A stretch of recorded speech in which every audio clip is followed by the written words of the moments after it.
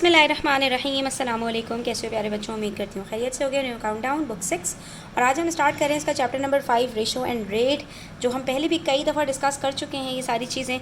अब आपके लिए इसमें कुछ नए कॉन्सेप्ट्स हैं, कुछ चीज़ें पुरानी हैं, तो उन सारी चीज़ों को हम दोबारा से रिकॉल करेंगे और नई चीज़ें सीखेंगे। तो वीडियो एंड तक देखिएगा, स्किप मत कीजिएगा, इंशाल्लाह इसमें काफ़ी सारी चीज़ें आपको सीखने को मिलेंगी। स्टार्ट करते हैं एक्सरसाइज 5 से, पेज नंबर 81 के ऊपर। यहाँ पर हमारे पास क्वेश्चन नंबर 1 में हमसे कह रहे हैं find the ratio of the given numbers. आपके पास कुछ नंबर्स गिवन हैं और आपने इसके अंदर रेशो फाइंड आउट करना है। तो बच्चों 2-3 बातें आपको यहाँ पर बता रही हूँ, वो आपने अगर याद रखी तो आपको रेशो किसी भी तरह का हो आप आराम से इजीली फाइंड आउट कर सकते हो। पहली चीज़ आपने देखनी है कि आपके पास जो दोनों क्वांटिटीज़ गिवन हैं वो दोनों एक ही सेम यूनिट्स में हैं या नहीं। जैसे कि यहाँ पर 13 और 39 कोई यूनिट नहीं है, 42 63 कोई यूनिट नहीं है, या फिर 36 kg और 80 kg, तो kg और kg दोनों सेम यूनिट्स हैं, या ₹27 और ₹63, इसमें तो कोई मसला नहीं है। इसमें सिर्फ और सिर्फ आपने सिंप्लीफिकेशन करनी है जैसे कि हम फ्रैक्शंस में करते थे। लेकिन अगर हमारे पास यूनिट्स अलग अलग आ जाएं, जैसे 60 सेंटीमीटर और 3 मीटर्स, या ₹2 नहीं ये भी सेम है, जैसे मीटर्स और सेंटीमीटर्स, तो ऐसे सिचुएशन में बच्चों हमने क्या करना है, हमने यूनिट्स को पहले सेम करना है और उसके बाद फिर हमने सिंप्लीफाई करना है। ठीक है, तो बाकी सिंप्लीफिकेशन का जो काम है वो बिल्कुल वैसे ही है जैसे कि हम फ्रैक्शंस में करते थे। इसको भी हम करके देख लेते हैं, तो आपकी फ्रैक्शंस की भी प्रैक्टिस हो जाएगी। सबसे पहले तो ये देख लो आप कि हम इसके लिए कॉलन का वर्ड यूज़ करते हैं, कॉलन का सिंबल यूज़ करते हैं 13:39 फाइंड आउट करने के लिए। अब हमने क्या करना है कि हम इसको सीधा सीधा फ्रैक्शन फॉर्म में लिख सकते हैं। 13 को ऊपर रखेंगे न्यूमरेटर में, 39 को डिनोमिनेटर में रखेंगे और दोनों को कट कर देंगे। इसके अलावा हमने यहाँ पर कुछ और नहीं करना। बस इस चीज़ का ध्यान रखना है कि जो नंबर पहले है वो न्यूमरेटर में आएगा, जो बाद में है वो डिनोमिनेटर में आएगा। अब 13 का टेबल आपको याद होगा अगर, तो ये बहुत इजीली हो जाएगा। 13 1 जार 13, 13 3 जार 39, और ये एक स्टेप में आपका आंसर आ गया 1:3। ठीक है, अच्छा उसके बाद 42:63, जिसको भी इसी तरह करेंगे 42/63। अब 42/63 दोनों किसी एक नंबर के टेबल में आते हैं, हाँ बिल्कुल आते हैं, 7 के टेबल में। 7 6 जार 42, 7 9 जार 63। ठीक है, फिर ये दोनों भी आते हैं 3 के टेबल में, 3 2 जार 6 और 3 3 जार 9, तो ये हमारे पास आ गया 2:3। ठीक है, उसके बाद है हमारे पास 48:64। इसको भी हम वहाँ पे डिवाइड कर लेते हैं। दोनों हमें 4 के टेबल से जाते हुए नज़र आ रहे हैं। 4 1 जार 4, 4 2 जार 8, 4 1 जार 4, 4 6 जार 24, फिर 4 3 जार 12, 4 4 जार 16, और इसका आंसर आ गया 3:4। ठीक है, अब आ गया 6.4:8। तो इस सिचुएशन में क्या करेंगे, जब डेसिमल आ जाएगा ना बच्चों, तो डेसिमल सबसे पहले आपने हटाना है। डेसिमल हटाने का तरीका क्या है, आप देखोगे डेसिमल के बाद कितनी प्लेसेस हैं। अगर एक प्लेस है तो दोनों न्यूमरेटर और डिनोमिनेटर को 10 से मल्टीप्लाई कर दो। अगर 2 प्लेसेस हैं तो दोनों को 100 से मल्टीप्लाई कर दो। यानी डेसिमल को रिमूव करना है आपने। जितनी डेसिमल प्लेसेस हैं उतने आपने 1 के साथ जीरोस लगा के मल्टीप्लाई कर देना। अब 6.4 को 10 से मल्टीप्लाई करते हैं तो 64 बन गया, डेसिमल हट गया। 8 को 10 से मल्टीप्लाई करते हैं तो 80 बन गया। फिर से अब दोनों को 4 से कट करते हैं। 4 1 जार 4, 4 16 जार 64, और 4 2 जार 8, और ये फिर 4 4 जार 16, 4 5 जार 20, और हमारा आंसर आ गया 4:5। ठीक है, कुछ नहीं किया हमने, सिर्फ डेसिमल को रिमूव किया और हमारा आंसर आ गया। उसके बाद बच्चों आपने याद रखना है कि रेशो के अंदर हमारे पास रेशो का कोई यूनिट नहीं होता। अगर यूनिट दिया हुआ है तो सिर्फ आपने ये देखना है कि दोनों यूनिट्स बराबर हैं या नहीं। अगर दोनों बराबर हैं तो आपने यूनिट्स को हटा देना है। हम इसको किस तरह फाइंड आउट करेंगे, 36/80। ठीक है, अब 4 के टेबल से करते हैं तो 4 9 जार 36 और 4 20 जार, तो हमारे पास क्या आंसर आ रहा है 9:20 इज़ द आंसर। सिंपल। ठीक है, अच्छा उसके बाद है हमारे पास यहाँ पर ₹27 एंड ₹63। 27 को कट करते हैं 63 से, दोनों 3 के टेबल से कट हो रहे हैं। 3 9 jar 27, 3 2 jar 6, 3 1 jar 3, 3 3 jar 9, 3 7 jar 21। क्या आंसर आ रहा है 3:7। फिर 4 डजन और 3 डजन। डजन कहते हैं दर्जन को, एक दर्जन में 12 अंडे होते हैं। ठीक है, तो अब यहाँ पर 4 डजन और 3 डजन है। 4 और 3 आपस में कट हो सकते हैं? नहीं हो सकते। अगर कट नहीं हो सकते तो यही आपका आंसर होगा, इसमें परेशान होने की ज़रूरत नहीं है। फिर है हमारे पास 60 सेंटीमीटर्स और 3 मीटर्स। ऐसी सिचुएशन में क्या करेंगे बच्चों, तो यहाँ पर मीटर्स है, हमने भी इसी तरह लिखा 60/3। लेकिन ये सेंटीमीटर था और ये मीटर, तो मीटर को जो बड़ा आपका यूनिट है उसको छोटे यूनिट में कन्वर्ट करेंगे। तो 3 को आपने सिर्फ और सिर्फ मल्टीप्लाई करना है 100 से, तो ये बन जाएगा आपके पास 60/300। एक ज़ीरो से एक ज़ीरो कट कर दिया, 6 1 ज़ार 6, 6 5 ज़ार 30, आंसर आ गया 1:5। क्या किया इसमें, हमने कुछ नया किया, और वो क्या था कि हमने यहाँ पर, क्योंकि हमारे पास मीटर्स गिवन थे, तो मीटर को हमने पहले सेंटीमीटर में कन्वर्ट किया। अब ये कन्वर्जन आपके जितने अच्छे होंगे उतना ज़्यादा इन तरह के सवालात में आपको बहुत आसानी हो जाएगी। ठीक है बच्चों, उसके बाद है ₹2 और ₹80। अब आपने यहाँ पर 2 को मल्टीप्लाई नहीं कर देना, क्योंकि दोनों रुपीज़ में हैं, तो हमने सिर्फ और सिर्फ 2/80 लिखा, 2 से कट किया 80 को, और आंसर आ गया 1:40। तो यही आपका आंसर है। ठीक है, उसके बाद है 0.5 मीटर्स एंड 75 सेंटीमीटर्स। तो हम भी क्या करेंगे, 0.5 लिखा और 75। अब यहाँ पर डेसिमल भी है और ये मीटर्स में भी है। ठीक है, तो अब यहाँ पर आपने दोनों को मल्टीप्लाई नहीं करना। बस ये चीज़ बच्चों आप लोग सीख लो कि अगर दोनों की यूनिट अलग अलग हैं तो यूनिट को सबसे पहले सेम करना है, बाकी चीज़ें बाद में होंगी। और यूनिट को सेम करते करते कभी कभी दूसरा मसले का हल खुद ही निकल आएगा। अब आपको यहाँ डेसिमल भी नज़र आ रहा है, मीटर्स भी नज़र आ रहा है। मीटर को सेंटीमीटर में कन्वर्ट करोगे ना तो ये डेसिमल खुद ब खुद हट जाएगा, खुद ब खुद होल नंबर में आ जाएगा। कैसे, 1 metre is equals to 100 centimetre. तो हम 0.5 को 100 से मल्टीप्लाई करेंगे, क्या आंसर आएगा, 50 सेंटीमीटर अपॉन 75 सेंटीमीटर। दोनों की यूनिट्स बराबर हो गए, 5 से कट कर देते हैं, 5 10 ज़ार 15, 5 15 ज़ार 75, फिर 5 2 ज़ार 10 और फिर 5 3 ज़ार 15। क्या आंसर आ गया, 2:3। That's all. उसके बाद देखिए नेक्स्ट क्वेश्चन में कह रहे हैं N alloy contains 13.5 grams of copper and 4.5 grams of zinc. Alloy किसको कहते हैं, 2 तरह के डिफरेंट मेटल से जो आपका एक नया मेटल बनता है उसको कहा जाता है एलॉय। ठीक है, तो अब यहाँ पर एक एलॉय के अंदर 2 तरह के आपके पास मेटल्स हैं, कॉपर है और जिंक है। कॉपर की क्वांटिटी कितनी है, 13.5 ग्राम्स है, और जिंक की क्वांटिटी कितनी है, 4.5 ग्राम्स है। हमसे कह रहे हैं find the ratio by mass, यानी ये जो आपको मास गिवन है, मास का मतलब इनका वेट गिवन है ग्राम्स के अंदर, इसका रेशो फाइंड आउट करना है ऑफ कॉपर टू जिंक, यानी कॉपर के पहले ग्राम्स रखने हैं, जिंक को बाद में रखना है। तो हमने 13.5 का 4.5 के साथ, अब दोनों की क्वांटिटी सेम है, दोनों ग्राम्स में है, तो आपने सिर्फ 13.5 और 14.5 का रेशो फाइंड आउट करना है। इसको कैसे रखेंगे, देखो जिस तरह से इन्होंने आपको रेशो निकालने के लिए कहा है, पहले वो आप हाँ यहाँ पर अपने पास क्वांटिटीज़ रख लो। इससे आपको क्या होगा कि आप मिस्टेक नहीं करोगे। कॉपर के नीचे कॉपर की अमाउंट, जिंक के नीचे जिंक की अमाउंट। अब हमने इसका फ्रैक्शन बनाया है यहाँ पर 13.5/4.5। दोनों में एक ही डेसिमल प्लेस है, 1 डेसिमल प्लेस है, तो दोनों को हम 10 से मल्टीप्लाई कर देंगे। अगर एक में 1 डेसिमल प्लेस और एक में 2 डेसिमल प्लेस हो तो दोनों को 100 से मल्टीप्लाई करेंगे। ठीक है, जो ज़्यादा आपके पास डेसिमल प्लेसेस होंगी, जहाँ पर डेसिमल के बाद ज़्यादा डिजिट्स होंगे, उसके अकॉर्डिंग आपने न्यूमरेटर और डिनोमिनेटर दोनों को मल्टीप्लाई करना है। तो ये बन जाएगा आपके पास 135 और ये बन जाएगा आपके पास 45। अब दोनों को हम 5 से कट कर देते हैं।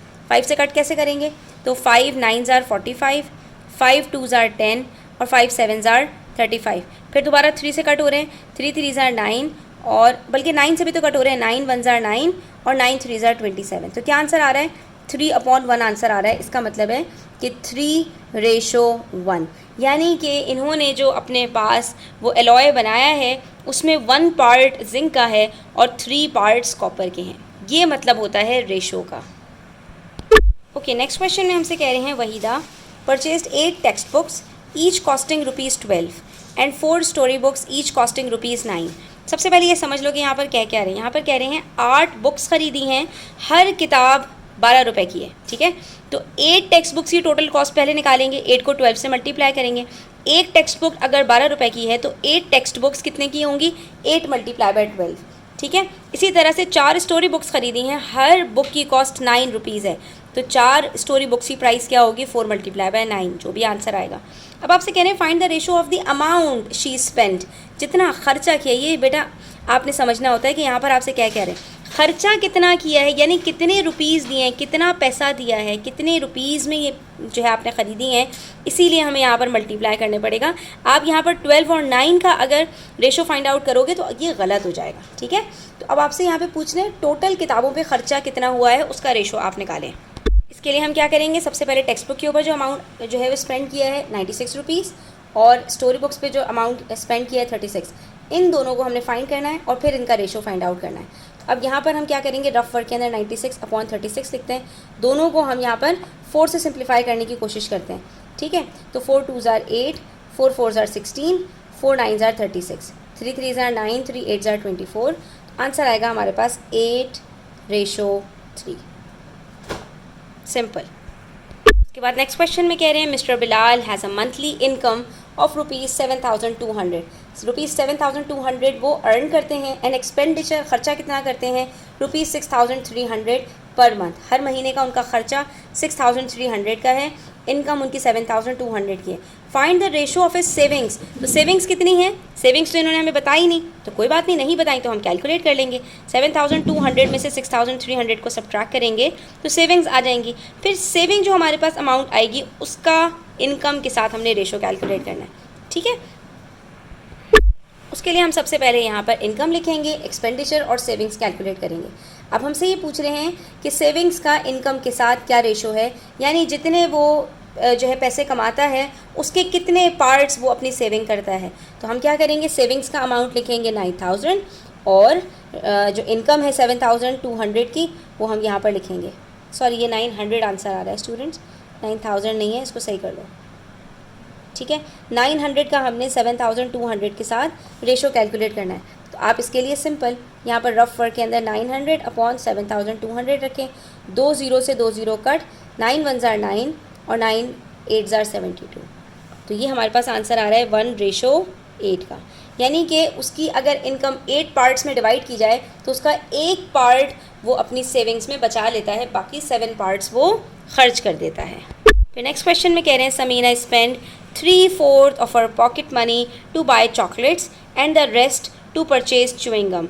यानी समीना एक बच्ची है, वो अपनी पॉकेट मनी उसको जो भी मिलती है उसका 3/4 यानी उसको मल्टीप्लाई बाय 3/4 किया जाए तो जो आंसर आता है उतना वो चॉकलेट्स पर खर्च करती है, और बाकी जो 1/4 बचता है, 3/4 के बाद कितना बचेगा 1/4, बाकी जो 1/4 बचता है उसकी वो च्युइंग गम खरीद लेती है। Find the ratio of the amount spend on the chocolates to that spend on chewing gum. तो कितना वो च्युइंग गम पे खर्च करती है और कितना वो उस पर खर्च करती है। तो हमने यहाँ पर सीधा सीधा करना है कि हम 3/4, क्योंकि इन्होंने हमसे कहा है of chocolates to chewing gum, तो पहले चॉकलेट्स का है 3/4 और 3/4 के बाद कितना बचेगा 1/4। तो 3/4 और 1/4 को हमने यहाँ पर रेशो फाइंड आउट करना है। अच्छा देखो बच्चों, अब यहाँ पर 3/4 का 1/4 से आपने रेशो फाइंड आउट करना है ना। तो जब आपके पास फ्रैक्शंस के अंदर रेशोज़ होंगे तो वहाँ पर आपने क्या करना है, जो आपके डिनोमिनेटर्स हैं इसका LCM फाइंड आउट करना है, ये याद रखो, ठीक है। तो अब जब सेम नंबर्स है तो इनका LCM तो सेम ही होगा, 4 और 4 का LCM 4 ही होगा। तो हमने यहाँ पर क्या करना है कि हम ये जो दोनों डिनोमिनेटर्स हैं इन दोनों को 4 से मल्टीप्लाई कर देंगे। ऐसा करने से क्या होगा, 4 और 4 कट और हमारे पास आंसर आएगा 3:1, यानी उसके पास उसने जो भी उसकी पॉकेट मनी थी उसके 4 पार्ट्स किए, 3 पार्ट्स उसने चॉकलेट के ऊपर खर्च कर दिए, तो बाकी एक पार्ट बचा, तो एक पार्ट उसने अपना च्युइंग गम के ऊपर खर्च कर दिया। तो ये बात तो वैसे भी हमारे पास पहले से ही अंडरस्टूड थी, सिर्फ हमने ये वर्किंग्स करके दिखानी थी, तो ये हमने यहाँ पर शो कर दी। 3:1 हमारा आंसर होगा। उसके बाद नेक्स्ट क्वेश्चन है, in 70 litres of a mixture of milk and water the amount of pure milk is 56 litres, find the ratio of milk to water in the mixture. एक मिक्सचर है पानी और मिल्क का, जैसे कि हमें जो दूध मिलता है तो वो प्योर नहीं होता बल्कि उसके अंदर पानी मिक्सड होता है। तो एक मिक्सचर तैयार किया गया पानी और दूध का, जिसके अंदर से टोटल जो क्वांटिटी थी वो 70 लीटर्स की थी। अब उसके अंदर कुछ क्वांटिटी मिल्क की थी और कुछ वाटर की थी। इन्होंने आगे हमें बताया कि इसमें से प्योर मिल्क 56 लीटर्स है, 70 लीटर्स में से 56 लीटर्स प्योर पानी है। तो सबसे पहले तो हमें ये फाइंड आउट करना पड़ेगा कि इसमें से पानी कितना है। तो हम 70 में से 56 को माइनस करेंगे, आंसर आ जाएगा 14 लीटर्स। इसका मतलब है कि 14 लीटर्स 70 लीटर्स में से पानी है। अब हमने रेशो जो फाइंड आउट करना है वो किसका करना है, तो find the ratio of milk to water in the mixture. तो हमने मिल्क 56 और वाटर 14, इन दोनों का हमने रेशो फाइंड आउट करना है। इसको हम कैसे सॉल्व करेंगे, यहाँ पर सबसे पहले हमने वाटर की क्वांटिटी फाइंड आउट की और उसके बाद मिल्क हमने रखना है पहले, दैट इज़ 56, और वाटर रखना है हमने बाद में, दैट इज़ 14, ठीक है। अब 56/14 हम यहाँ पर रखेंगे, ठीक है। 7 की टेबल से दोनों कट हो जाएंगे, 7 2s are 14, 7 8s are 56, मज़ीद कट हो सकते हैं, 2 1s are 2, 2 4s are 8, तो हमारे पास आंसर आएगा 4:1। यानी कि अगर हम मिक्सचर के 5 पार्ट्स करें तो उसमें से 4 पार्ट्स मिल्क है और एक पार्ट उसमें पानी का है, ठीक है। और आप ये भी कह सकते हैं हर 5 लीटर में से 4 लीटर दूध है तो 1 लीटर पानी है, यानी कि हर 4 लीटर दूध के ऊपर वो 1 लीटर पानी उसके अंदर डाल देते हैं। ये रेशो हमें बताता है। एक और क्वेश्चन देखते हैं, इसमें हमसे कह रहे हैं Ahmed earns ₹5,400 in a month, salary बता रहे हैं, एंड स्पेंड्स ₹4,500, ये एक्सपेंडिचर बता रहे हैं, यानी सैलरी और एक्सपेंडिचर आपको बता दिया। तो अब हम सबसे पहले यहाँ पर जो उसकी सेविंग्स हैं वो फाइंड आउट करेंगे, यानी कि इतना कमाया और इतना खर्च कर दिया तो कितना बचा। 5,400 में से 4,500 को सब्ट्रैक्ट कर देंगे, हमारे पास सेविंग्स का अमाउंट आ जाएगा।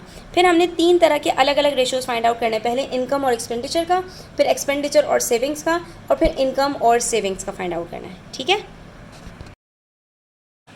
अच्छा बच्चों, तो सबसे पहले हम यहाँ पर अपनी अर्निंग्स और एक्सपेंडिचर्स को फाइंड आउट कर लेंगे और उसके साथ हम सेविंग्स को इन दोनों को सब्ट्रैक्ट करके फाइंड आउट कर लेंगे। तो 900 की सेविंग्स है, ठीक है, 900 रुपये उसने अपनी अर्निंग्स में से बचा लिए हैं। सबसे पहले हमने इनकम और एक्सपेंडिचर का रेशो फाइंड आउट करना है। तो इनकम 5,400 है, एक्सपेंडिचर 4,500 है।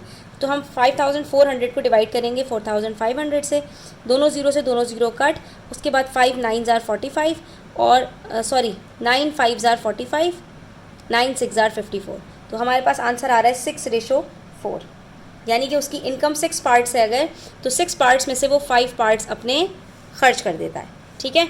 उसके बाद फिर हमने सेकंड पार्ट के अंदर इनकम टू सेविंग्स का, तो यहीं से मैं बता सकती हूँ बच्चों आपको कि इसका जो रेशो आएगा इनकम टू सेविंग्स का वो कितना आएगा। 5 पार्ट्स अगर खर्च कर दिए तो एक ही पार्ट उसका बच रहा होगा। तो यहाँ पर हमने लिखना है 5,400 रेशो 900। अब आप इन दोनों को डिवाइड करेंगे तो आपके पास अल्टीमेटली आंसर 6:1 का आएगा। 2 0 से 2 0 cut, 9 1s are 9, 9 6s are 54। ये देखिए 6:1 का रेशो आ गया। उसके बाद पार्ट 3 में हमने क्या करना है, पार्ट 3 में हमने एक्सपेंडिचर